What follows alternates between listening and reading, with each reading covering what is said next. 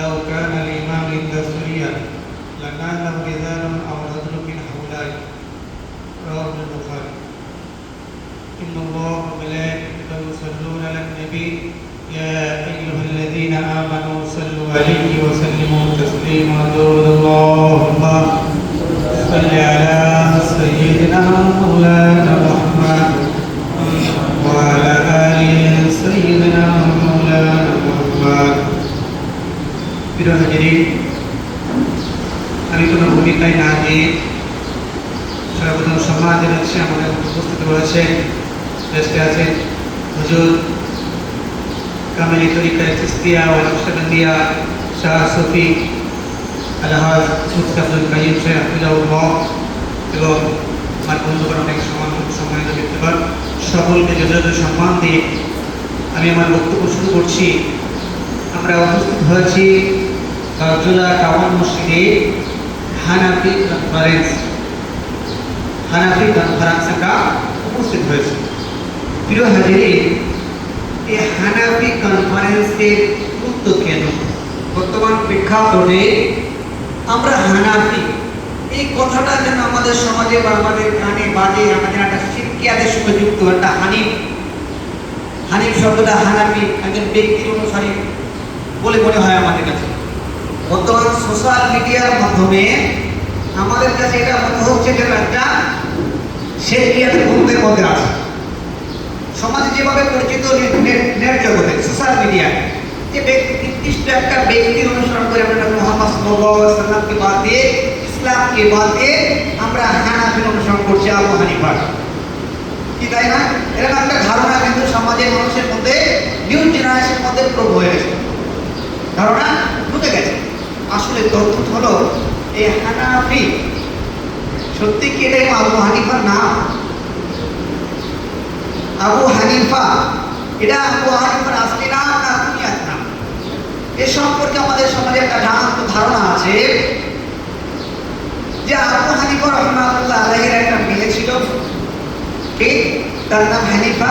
হানিফ শব্দটি হচ্ছে মুজাক্কার, হারফা হানিফ, এর মুয়ান্নাস হচ্ছে হানিফা। হানিফা, আবু হানিফার একটা মেয়ে ছিল। তিনি একটা কোশ্চেনে অ্যান্সার দিতে পারেনি, মেয়ে উত্তরটা দিয়ে দিয়েছিল এবং আবু হানিফা মেয়ে বললেন যে আপনি যদি আমার নামের সঙ্গে আপনার নামটা যুক্ত রাখেন তাহলে কি আপনার প্রশ্নের অ্যান্সার আমি দেবো, উত্তর দেবো। সেই থেকে আবু হানিফা মেয়ের কাছে উত্তর শুনলেন আর সমাজে তিনি আবু হানিফা হিসেবে পরিচিত হলেন। এটা একটা সম্পূর্ণ ভ্রান্ত ধারণা, ভুল ধারণা। এটা কি সম্পূর্ণ একটা ভুল তথ্য। আসলে হানিফ হচ্ছে কোরআন শরীফে যদি আমরা দেখি হানাফি, হানিফ শব্দটা হানাফি ইয়ায় মোতাকালে যোগের অনুসারী। হানিফ শব্দটা কোরআন শরীফে 10 জায়গায় এসেছে। কবার এসেছে? 10 জায়গায়। হানুফা হানিফ। এই হানিফ শব্দের শাব্দিক অর্থ হচ্ছে ঝুঁকে পড়া। কোন দিকে ঝুঁকে পড়া? আপনি ডিকশনারি খুললে জগৎবর্ণ লেখক আল্লামা ইবনে হাজার হিসাব রাহমাতুল্লাহ আলাইহি তিনি কিতাব লিখেছেন। তিনি শাফি মাযহাবের লোক। তিনি ইমাম আবু হানিফার গুণকীর্তনের উপর একটা বই লিখেছেন, জীবনে লিখেছেন। বইটার নাম হচ্ছে খায়রাতুল হিসান। খায়রাতুল হিসান পুরো ইমাম আবু হানিফার জীবনী সেটা। তার মধ্যে তিনি উল্লেখ করেছেন যে হানিফ শব্দটি হচ্ছে ঝুঁকে পড়া। কোন দিকে ঝুঁকে পড়া? না, কোরআন যদি আমরা পড়ি আল্লাহ পাক বলছেন ওয়াত্তাবিউ মিল্লাতে ইব্রাহিম হানিফা, তোমরা অনুসরণ করো ইব্রাহিম আলাইহিস সালামের একত্ববাদের ধর্মটাকে। তা হানিফ শব্দের শাব্দিক অর্থ হচ্ছে ঝুঁকে পড়া। কোন দিকে ঝুঁকে পড়া? না শিরকিয়াত, মুশরিকিয়াত থেকে তাওহীদ একত্ববাদের দিকে ঝুঁকে পড়া। হানাফি কাদের বলা হয়? না যারা একত্ববাদের অনুসরণ যারা করে তাদেরকে হানিফ বলা হয়, হানাফি বলা হয়। আমরা জানি যে জাহিলিয়ার যুগে যারা ইব্রাহিম আলাইহিস সালামের ধর্ম অনুসরণ করতো তাদেরকে কি বলা হতো? হানিফি। তিনি হানিফিতে দ্বারা আছে। ইমাম আবু হানিফাকে কেন হানাফি বলা হয়? আবু হানিফা নাম তো নোমান বিন সাবিত, তাকে কেন আবু হানিফা বলা হয়? দেখুন, আরবি ভাষায় যে গুণ যার মধ্যে বেশি, আরবি শব্দের আরবি ভাষার মধ্যে সেই গুণটা বোঝাতে গিয়ে তাকে সেই গুণের পিতা বলা হয়। যেমন ধরে নেন আবু বকর। আবু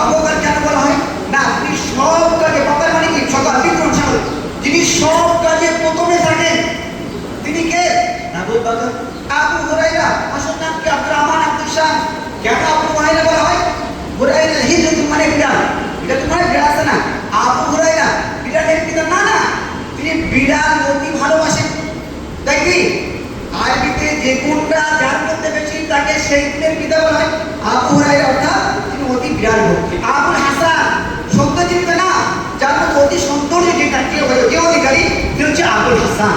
ঠিক বললাম আবু হানিফা যিনি অতি একত্ববাদীর প্রতি বিশ্বাস, যার ধর্মটা যার মাস্টারটা পুরোটা তাওহীদের উপরে স্থাপিত, তিনি হচ্ছেন আবু হানিফা। করে বলি ইমাম আবু হানিফাকে এই জন্য আবু হানিফা বলা হয়েছে, তিনি প্রত্যেক মাসলায় সর্বপ্রথম তিনি তাওহীদের দিকটা আগ্রহ করে গেছেন। কোন দিকে? তাওহীদ, একত্ববাদের দিকে। আমরা যদি দেখি ইসলামের ইতিহাস যদি আমরা দেখি যে আকাইদের উপরে কিতাব সর্বপ্রথম কে লিখেছেন? নুমান বিন সাবিত আবি হানিফা রাহমাতুল্লাহ আলাইহি। আকবার পৃথিবীতে তার আগে কোন আকাইদের কিতাব লেখা হয়েছে? তাওহীদের কিতাব লেখা হয়েছে। তাওহীদের উপরে না কে লিখেছেন? নুমান বিন সাবিত আবি হানিফা রাহমাতুল্লাহ আলাইহি। তিনি তাওহীদের উপর সর্বপ্রথম কিতাব লিখেছেন। ঠিক আকবার। তাহলে হানাফি মানে মুশরিক না, হানাফি মানে হচ্ছে যারা এক ঈশ্বরবাদী, যারা আল্লাহকে মানে, যারা আল্লাহকে বেশি গুরুত্ব দেয়, তাওহীদকে যারা বেশি গুরুত্ব দেয়, তারাই হচ্ছে হানাফি। একটু জোরে বলা যাবে সুবহানাল্লাহ।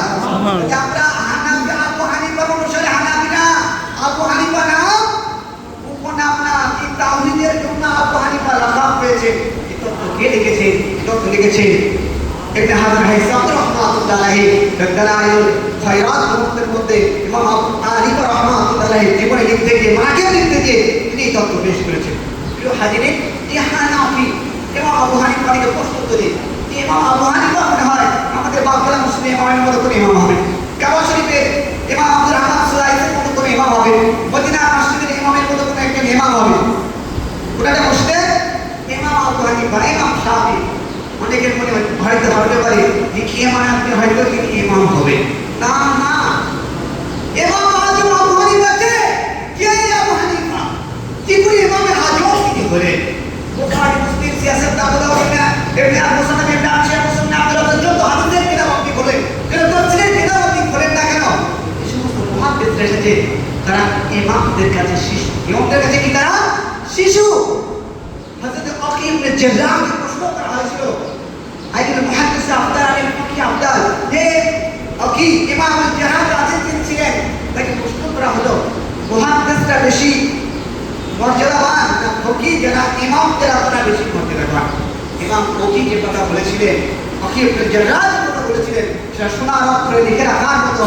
ইমাম ফকিহ বলেছিলেন মুহাদ্দিস যারা ইমাম বুখারী, মুসলিম, আবু দাউদ, তিরমিজি, ইবনে মাজাহ, তো সিয়াসাতের কটা কিতাব আছে, কটা হাদিস আছে এতে? বুখারী শরীফে সিয়াসাতের মধ্যে সবচেয়ে বেশি হাদিস আছে আবু দাউদে 4800, বুখারীতে তাকরার মাত্র 2000 হাদিস, আর একটা হাদিস তারপর 4-5 নম্বর 6 বার ধরলে 9000 সামথিং হাদিস আছে বুখারীতে। তার সিয়াসাতের যে হাদিস আছে কি বললাম 4800 সবচেয়ে বেশি আবু দাউদে, আর খালি ইমাম আহমদ ইবনে হাম্বলের মুসনাদ, মানে আপনার যে মুসনাদ রয়েছে ইমাম আহমদ ইবনে হাম্বলের, তার যে আছে 27000 হাদিস। ইমাম আবু হানিফার শাগরে মুসান্নাফ ইবনে আবি শাইবা, ওনার যে কিতাব পড়ে ইমাম বুখারী হয়েছে।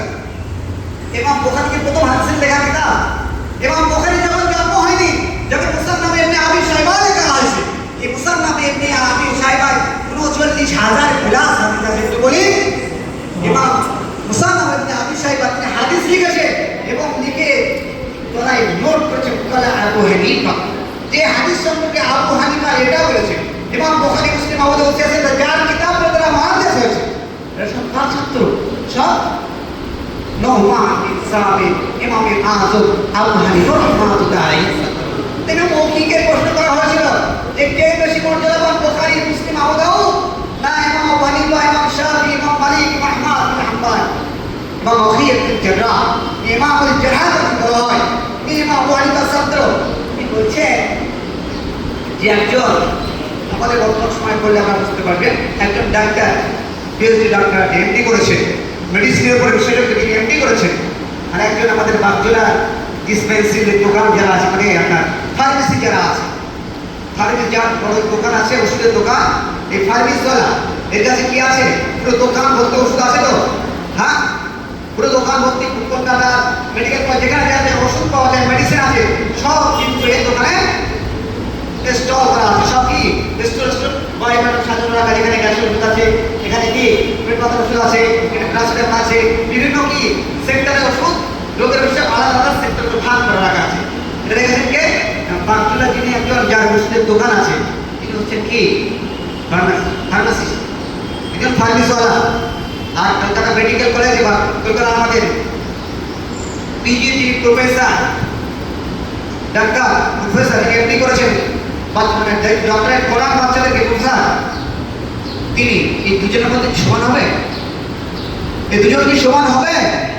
একজন ওষুধ সংগ্রহ করে গেছেন আর একজন কি রোগ নির্ণয় করে এবং তারপরে কি মেডিসিন লিখে প্রেসক্রিপশন করে দেন।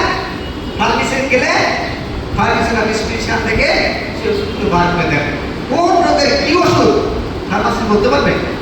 হ্যাঁ, ইমাম ওয়াকিল বলছে মুহাদ্দিস যারা ইমাম বুখারী, মুসলিম, আবু দাউদ, তিরমিজি, ইবনে মাজাহ, নাসাই যারা রয়েছে, ইমাম বাইহাকি রয়েছে, ইমাম আব্দুর রাজ্জাক রয়েছে, মুসনাদ ইবনে আবি শাইবা রয়েছে, ইমাম তাবরানী রয়েছে, যত লেখক আছে, ইমাম ইবনে হিব্বান রয়েছে, ইবনে খুজাইমা রয়েছে, যত হাদিসের কিতাব আছে, যত মুহাদ্দিস আছে, এনারা হচ্ছে বার্সেলোনার ওই ডাক্তারি দোকানের ফার্মাসিস্ট ওয়ালা। আর ইমাম আবু হানিফা, ইমাম শাফি, ইমাম মালিক, ইমাম আহমদ বিন হাম্বল, এনারা হচ্ছে পিজি হসপিটালে প্রফেসর। একটু জুড়ে বলা যাবে? তাই তো আমরা দেখি ইমাম বুখারীর মতো ইমাম, ইমাম বুখারীর মতো ইমাম, ইমাম বুখারীর মতো ইমাম কত দিয়েছে। ইমাম বুখারীকে জিজ্ঞাসা করা হয়েছিল যে একই ছাগলের দুটো না দুধ পান করে, তাতে কি দুধ পান ধাত্রী মাতা দুধ পাতা সাব্যস্ত হবে? ইমাম বুখারী ফতোয়া দিলেন হ্যাঁ, একই ছাগলের যখন দুধ পান করেছে ওর দাঁত সাব্যস্ত হবে, দুই ভাই থেকে বিয়ে হারাম হবে। ইমাম বুখারীকে জিজ্ঞাসা করা হয়েছিল বাহাদুরের উপরে কি রাজম জিনার শাস্তি সাব্যস্ত হবে? ইমাম বুখারী দেখলেন হ্যাঁ, একজন দাবি আছে তার বর্ণিত হাদিস অনুযায়ী তিনি বলেন হ্যাঁ, বাহাদুরের উপরে রাজম জিনার শাস্তি কি প্রযোজ্য হবে। ওই জন্য ইমাম বুখারীকে বুখারী থেকে বার করে দেওয়া হয়েছিল ভুল কথা দেওয়ার জন্য। কারণ কি না, ইমাম বুখারী ছিলেন হাদিস সংগ্রহ করা ব্যক্তি, ফার্মাসিওয়ালা। আর মহান ইমামরা ছিলেন কি কোন হাদিসের কি মসলা, কোন হাদিসে কি হারাম সাব্যস্ত, হালাল হবে, মুস্তাহাব হবে, কি হবে, এই নির্ণয় কারা ছিলেন? ইমামরা। কারা ছিলেন? ইমামরা। উপস্থিতি ইমাম আবু হানিফা সাধারণ কোন মসজিদের ইমাম তিনি না, দুনিয়ার কাবা শরীফের আব্দুর রহমান সুদাইসের ইমাম তিনি না, কত ইমাম তিনি না, মসজিদের নববীর ইমামের মতো ইমাম তিনি না। তিনি হচ্ছেন কি ইমামুল ফাকিহ, ইমামে আযম, তিনি হচ্ছে ফাকিহ ইমাম। হাদিস শরীফে রয়েছে আল্লাহ নবী বলে মাইরিদু ইউফাকিহু ফিদ্দীন, আল্লাহ যাকে ভালো চান, যাকে কল্যাণ চান, তাকে আল্লাহ বেকার জ্ঞান দান করেন, তাকে আল্লাহ বেকার জ্ঞান দান করেন। প্রিয় হাজিরিন, নবী মুহাম্মদ সাল্লাল্লাহু আলাইহি ওয়াসাল্লাম ১৫০০ বছর আগে ইমামে আযম আবু হানিফা সম্পর্কে ভবিষ্যৎবাণী করে গেছেন। এটা আমার হাদিস না, এটা বুখারীর হাদিস। যারা বুখারীকে মানে এটা বুখারীর হাদিস। বুখারী ৪৮৯৭ নম্বর হাদিস। হাদিসটা আপনাদের শোনায় কুন্না জুলুসা ইনদা নবী সাল্লাল্লাহু আলাইহি ওয়াসাল্লাম ফাজলাত আলাইহি সূরাতুল জুমআ। কে বর্ণনা করছে? সাইয়্যিদনা আবু হুরায়রা, সবচেয়ে বেশি হাদিস বর্ণনাকারী সাহাবী আবু হুরায়রা। যখন রাসূলের কাছে বসেছিলাম মসজিদে নববী, এমন সময় রাসূলের উপরে কি অবতীর্ণ হচ্ছে? সূরা জুমআ অবতীর্ণ হচ্ছে। সূরা জুমআর ৩ নম্বর আয়াত যখন রাসূল পড়লেন ওয়া আখারিনা মিনহুম লাম্মা ইয়ালহাকুনা বিহি, রাসূল বললেন তাদের শেষ দল এখনো তারা মিলিত হয়নি। যখন নবীজি এই আয়াতটি পড়লেন, নবীজি যখন এই আয়াতটি পড়লেন, আবু হুরায়রা বলছে আমি রাসূলকে জিজ্ঞাসা করলাম ওয়া আখারিনা মানহুম, হে রাসূল ওই শেষ দল কারা? ৩ বার প্রশ্ন করলাম রাসূলকে। ৩ বারের মাথায় রাসূল আবু হুরায়রা বলছে রাসূলের পাশে সাইয়্যিদনা হযরতে সালমান ফারসি, রাসূলের সবথেকে বয়স্ক সাহাবী, ফারসি পারস্যের বংশোদ্ভূত সালমান ফারসি। ইরান যে যুদ্ধ হচ্ছে এখন, ইরানের বংশোদ্ভূত কে? সালমান ফারসি। সেখানে বসেছিলেন রাসূল সালমানের মাথায় হাত দিলেন, আর দিয়ে নবী বললেন লাউ কানাল ইমাম ইনদা সুরিয়া, যদি কিনা ইমাম সূরিয়া নক্ষত্রে রাখা হয়, যদি কিনা ইমাম সূরিয়া নক্ষত্রে রাখা হয়, যদি কিনা ইমাম সূরিয়া নক্ষত্রে রাখা হয়, কি হবে? রাসূল বলছেন হাউলাই ওয়া রাজুলুম মিন হাউলাই, একজন বা একাধিক লোক এই সালমান বংশোদ্ভূত সেই সূর্যা নক্ষত্র থেকে সেই ঈমান নিয়ে আসে। জোরে বলি প্রিয় হাজিরিন, এই হাদিসটা খালি খবরে ওয়াহিদ না, আবু হুরায়রা একা রিওয়ায়াত করেনি, এই হাদিসটা খবরে মাশহুর, এই হাদিসটা আব্দুল্লাহ ইবনে মাসউদ রিওয়ায়াত করেছেন এবং তাবরানী উল্লেখ করেছেন, এবং এই হাদিসটা কাইস রিওয়ায়াত করেছেন। তিনজন সাহাবী থেকে হাদিসটা রিওয়ায়াত হয়েছে। হাদিসের কিতাব বলে হাজারো সনদে, এই হাদিসটা হাজারো হাদিসের কিতাবে এই হাদিসটা রয়েছে। কোথায় রয়েছে রাজুলুম মিন ইবনে ফারাস, কোথায় রয়েছে রাজুলুম মিন আবনাইল ফারাস, একাধিক হাদিসে হাদিসটা সনদে এই হাদিসটা প্রতীত হয়েছে। রাসূল বলেছেন লাউ কানা ইমাম ইনদা সুরিয়া, একটা বর্ণনায় আবার একটা বর্ণনায় এসে লাউ কানা ইলমু ইনদা সুরিয়া, যদি কিনা ইলম সুরিয়া নক্ষত্রে রাখা হয়, আবার একটা বর্ণনায় এসে লাউ কানা দিন ইনদা সুরিয়া, যদি কিনা দিনটাকে সুরিয়া নক্ষত্রে রাখা হয়, বলছে এই সালমান বংশোদ্ভূত একজন ব্যক্তি বা একদল ব্যক্তি আসবে যারা সেই সূর্যা নক্ষত্র থেকে ইলমটা সংগ্রহ করে নিয়ে আসবে। একটু জোরে বলি প্রিয় হাজিরিন, এই হাদিসের ব্যাখ্যায় যে সে বলেনি জগৎ গ্রন্থ লেখক আল্লামা ইবনে হাজার হাইসামি রাহমাতুল্লাহ আলাইহি যে মাজমু যাওয়ায়েদ লিখেছেন, যার কিতাব এই মাজমু যাওয়ায়েদ 25,000-এর উপরে হাদিস আছে, তিনি এই হাদিসটা উল্লেখ করে আর একজন হাফেজ হাদিসের রেফারেন্স দিচ্ছেন আল্লামা জালালউদ্দিন সুয়ুতী রাহমাতুল্লাহ আলাইহি। তিনি 3 লক্ষ হাদিসের হাফেজ ছিলেন, তিনি হাজারো কিতাব লিখেছেন। তার কিতাব না পড়লে আলেম হওয়া যায় না। দুজনে শাফি মাযহাবের লোক, দুজনে কি শাফি মাযহাবের লোক।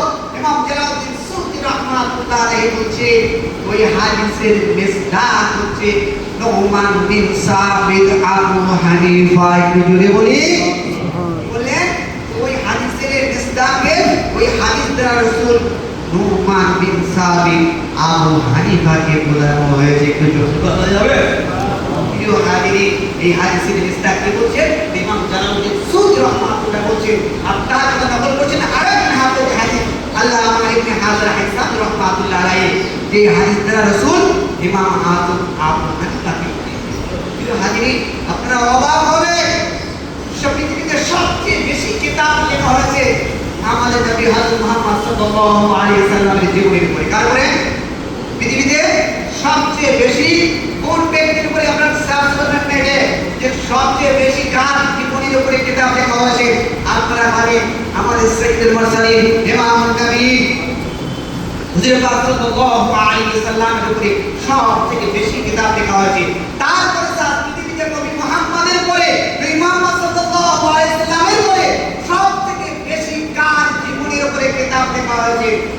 চার মাযহাবের লোক, চার মাযহাবের লোক সকলে মিলে যার উপরে সবচেয়ে বেশি কিতাব লিখেছে তিনি হচ্ছে নুমান বিন সাবিত ইমামে আযম আবু হানিফা। একটু জোরে বলা যাবে হাজিরিন, ইমামে আবু হানিফা কোন মসজিদের ইমাম তিনি এক কথা বারবার রিপিট করছি আমি। বর্তমান সোশ্যাল মিডিয়ার মাধ্যমে আপনারা এখানে এই আওয়াজ পৌঁছে গেছে ইমাম আবু হানিফাকে কেন মানবো না, বুখারীকে মানবো, তাই বারবার রিপিট করছি ইমাম আবু হানিফা কোন মসজিদের ইমাম তিনি না, কেবল ইমাম তিনি না, মসজিদে নববীর ইমাম তিনি না, তিনি হচ্ছেন কি গোটা পৃথিবীর ইমাম। জোরে বলা যাবে সুবহানাল্লাহ। আমি বলিনি, এ কথা আমি বলিনি, এ কথা কে বলছে না? ইমামুল জারহ ওয়া তা'দীল, ইমামুল রাইসুল মুহাদ্দিসিন, আমিরুল মুমিনিন ফিল হাদিস, যাকে বলা হয় মুহাদ্দিসদের সম্রাট। ইমাম বুখারীর দাদা হুজুর, ইমাম বুখারীর দাদা হুজুর সুফি তত্ত্ব দিকে দেখে যান, আপনার ইলমে তাসাউফ দিকেও গেলে আপনি তার নাম পাবেন আব্দুল্লাহ ইবনে মুবারক। ইমাম আব্দুল্লাহ ইবনে মুবারক বলছেন নুমান বিন সাবিত আ'লাম দুনিয়াহি, নুমান বিন সাবিত হচ্ছেন গোটা পৃথিবীর শ্রেষ্ঠ জ্ঞানী। নুমান বিন সাবিত কি না গোটা পৃথিবীর শ্রেষ্ঠ জ্ঞানী।